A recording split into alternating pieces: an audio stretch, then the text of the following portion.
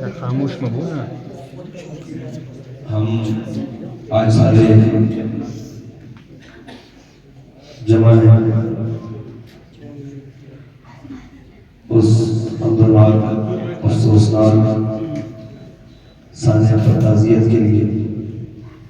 لیکن امیر المجاہدین ہمیں بتا کر گئے ہیں کہ زور بازو آزما شکوہ نہ کر سیاد سے،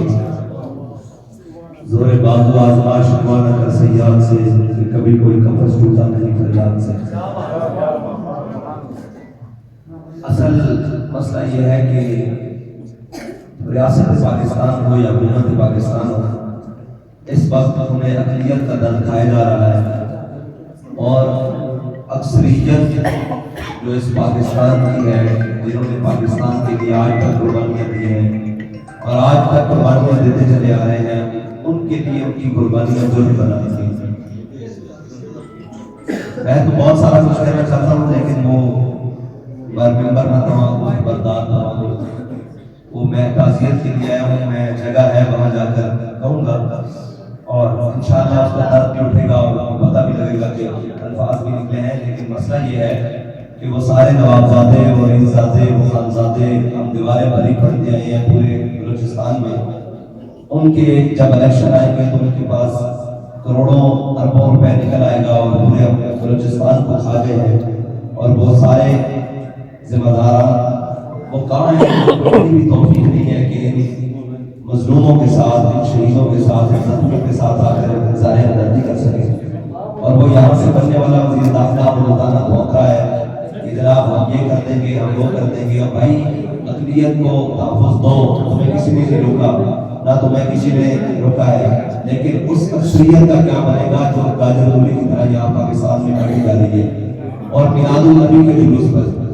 اور مجھے یہ بھی بتایا گیا کہ جب ڈی سی کے پاس ہمارے علماء کا وفد 9 ربیع الاول کو پہنچا تو اس نے کہا کہ میرے پاس ٹائم نہیں ہے، میں چائے پینے کے لیے جا رہا ہوں، تو پہلا مجرم تو ان سارے شہیدوں کا وہ ہے، پہلا مجرم تو ڈی سی ہے، اس کے بعد وہ تمام سیکورٹی ادارے ہیں۔ یہاں پر کسی کے ایک کتے کو پتھر لگ جائے تو ہیومن رائٹس کی وہاں تک ٹویٹیں دوڑتی ہیں اور سارے جناب اکٹھے ہو جاتے ہیں، جی اس کے کتے کو پتھر کیوں لگا ہے؟ یہ ایک چرچ کی دیوار کو آگ لگی ہے،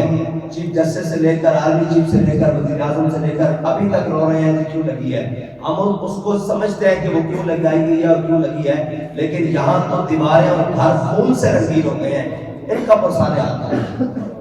ان کا پرسان حال کون ہے؟ ان کا پرسان حال ہم مجرم ہیں۔ ہم یہ صدا کہتے ہیں کہ ہم پاکستان کے وفادار ہیں، بھائی ہم پاکستان کے وفادار، بعد میں ہم رسول اللہ کے وفادار ہیں۔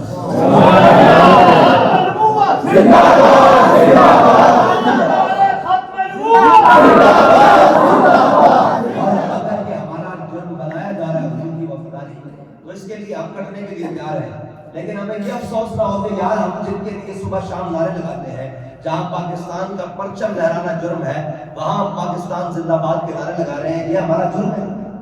یہ ہمارے لیے جرم بنا دیا گیا ہے کہ آج میں دیکھ رہا ہوں صبح سے شام تک کہ یہاں پہ نہ حکومت کو پتہ ہے کہ اتنا بڑا سانحہ گزر گیا، اور نہ یہاں کے لوگوں کو پتہ ہے، نہ ذمہ داران کو پتہ ہے، اور جناب میں ان کی شکلیں دیکھ رہا ہوں تو ان کو پرواہ کوئی نہیں جی یہ فریش بلڈ اور آ جائے گا۔ بھائی ایک تمہیں مارا جائے تو فریش بلڈ اور آ جائے گا، یہ تو بڑا قیمتی خون ہے، یہ حضور کے نام پر نکلنے والے ہیں، یہ ڈالروں پر پلنے والے نہیں ہیں، یہ سعودی ریالوں پر پلنے والے نہیں ہیں، یہ ایرانی تومروں پر پلنے والے نہیں ہیں، یہ محمد عربی کے ٹکڑوں پر پلنے والے ہیں۔ اور اگر ان کی حفاظت تمہارے سے نہیں ہو سکتی تو پھر یہ نہ ہو کہ یہ ملک تم سے چھین لے۔ میں صحیح بات کر رہا ہوں، میرے اندر کے جذبات ہیں اور بڑے گہرے جذبات ہیں کہ تم ملک نہیں چلا سکتے، تم اس کے اہل نہیں ہو، تم تو جناب ان کے اور جناب معبد خانوں کی حفاظت کے لیے، بھائی ان کے معبد خانوں کی حفاظت کرو، تمہیں کوئی نہیں روک رہا، لیکن ان کے خون کی حفاظت کس نے کرنی ہے؟ ان کے ساتھ کس نے جناب اظہار ہمدردی کرنی ہے؟ یہاں سے وزیر داخلہ پاکستان کا، یہاں سے وزیر اعظم پاکستان کا، پھر وزیر اعلیٰ، پھر یہ سارے تومن خان، یہ کس مرض کی دوا ہے کہ جہاں تک آج تک کوئی چل کے نہیں آیا، اور پھر تم 15 لاکھ روپے سنبھال کے رکھو اپنے 15 لاکھ روپے، ان 15 لاکھ اگر میں پاکستان کے روڈوں کے اوپر کھڑا ہو جاؤں گا اور اہل سنت کی قوم سے کہوں گا کہ مجھے اپنے بھائیوں کی مدد کے لیے پیسے چاہیے، میں جھولیاں بھر کے ان کو دے دوں گا، لیکن تم پھر حقدار نہیں ہو وزیر اعظم کہلوانے کے۔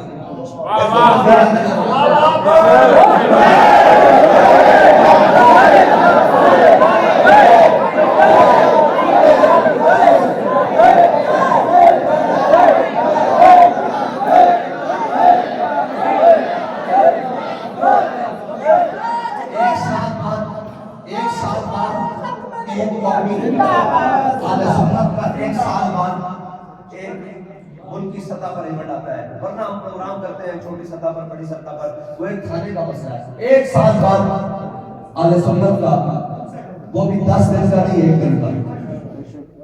1 دن کے لیے اہل سنت روڈ پر ہوتے ہیں۔ اگر تم اہل سنت کو تحفظ نہیں دے سکتے تو پھر جن کو 10 دن کے لیے اور جن کو مہینہ اور جن کی سیکورٹیز کے لیے تم نے ایجنسیاں سے متعارف کر رکھی ہے، ان کے لیے سارا کچھ ان کے خلاف رکھنے میں چناؤ نہ کرنے، تو تم جواب دو یہ پاکستان رکھا کیوں نہیں؟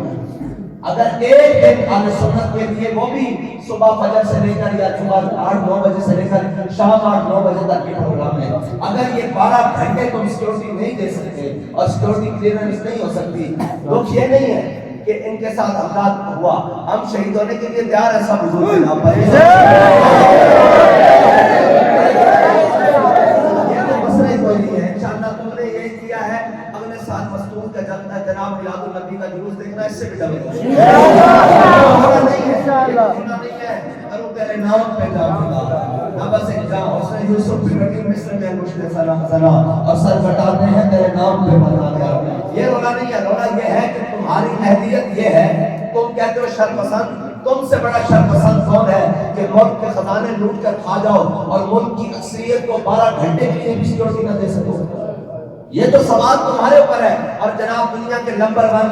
کس بات کے نمبر ون بھائی؟ کس بات کے نمبر ون؟ کس بات کی جناب پورے ملک کی ایڈے بھی کھا جاؤ، سارا کچھ کھا جاؤ، تمہارے نہ ڈی سیوں کے پیٹ بھرے، نہ ایس سیوں کے پیٹ بھرے، نہ ایس ایچ اوز کے بھرے، نہ جناب کوئی بھرے، جناب ایک ایس پی کے جناب نہیں مان، وہ یہ سارا کچھ یہ کدھر جا رہا ہے بھائی؟ اگر قوم کی سیکورٹی نہیں دے سکتے، اور وہ بھی 12 گھنٹے کی سیکورٹی، اور پھر اتنے جید علماء اور اتنے لوگ اور اتنی عوام کو وہ بیچ میں آ کر، اور جناب اگر کسی نے اس کو روکا ہوتا، اس کو رکاوٹ ڈال کر کسی کو پھٹتا تو ہمیں پتہ لگتا ہے کہ یہ سیکورٹی ہے، اس کو تو روکنے والا کوئی نہیں، وہ تو مرکز میں آ کر پھٹ گیا، یعنی جلوس کے مرکز میں آ کر اس کے درمیان میں اپنے آپ کو پھاٹ دیا یا فٹ کیا ہوا تھا یا جو بھی کیا ہوتا۔ کہاں گئے تمہارے چیمبرز؟ کہاں گئی تمہاری گاڑیاں؟ کہاں گئے تمہارے پروٹوکولز؟ کہاں گئے تمہارے جناب وہ سیکورٹی آلات؟ وہ جناب قوم کے سارے کچھ بنا کر رکھا ہے، وہ کہاں ہے جو ان غریبوں کے ساتھ، ان مسکینوں کے ساتھ؟ اور میں یہ دیکھ رہا ہوں کہ اتنا بڑا سانحہ گزرنے کے بعد کسی کی شکل کے اوپر کوئی ملامت نہیں ہے، جہاں بھی بیٹھے ہوئے سیکورٹی والوں کو پتہ ہی نہیں ہے بھئی یہاں ہوا کیا ہے، اور جو ابھی جناب یہ دیکھ رہے ہیں ان کو پتہ ہی نہیں یہاں کیا ہو گیا ہے۔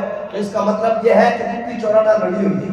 لڑی ہوئی، اس کا مطلب ہے کہ تم خود چاہتے ہو کہ ان کو مار دیا جائے، ان کی حیثیت نہیں ہے، خبردار ان کو ایسے نہیں مار دیا جائے،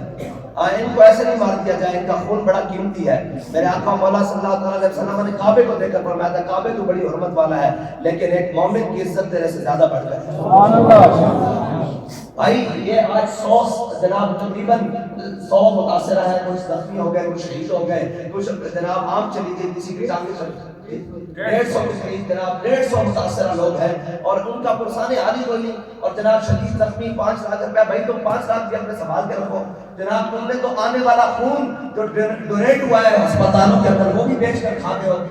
یار۔ ہم نے سنا تھا کہ لوگ کفن جناب بیچ کر کھاتے ہیں، تو تم تو زندوں کا خون بھی بیچ کر کھا رہے ہو، اس سے زیادہ لعنت کیا ہو سکتی ہے تمہارے سر پر؟ میں صحیح بات کہہ رہا ہوں، اگر نہیں تم میں شامل تو پھر ہم قوم کے لیے روڈوں پر کھڑے ہو جائیں گے اور سیکورٹی کے لیے ہر چیز کے لیے اکٹھے کر لیں گے، پھر یہ یاد رکھنا یہ تمہاری کرسیاں تمہارے لیے نہیں بچے گی، یہ تمہارے پروٹوکول اور یہ تمہارے آپ آٹو بچو یہ تمہارے لیے نہیں بچیں گے، تمہیں امریکی بھی بچا نہیں سکیں گے پھر محمد عربی کے غلاموں سے۔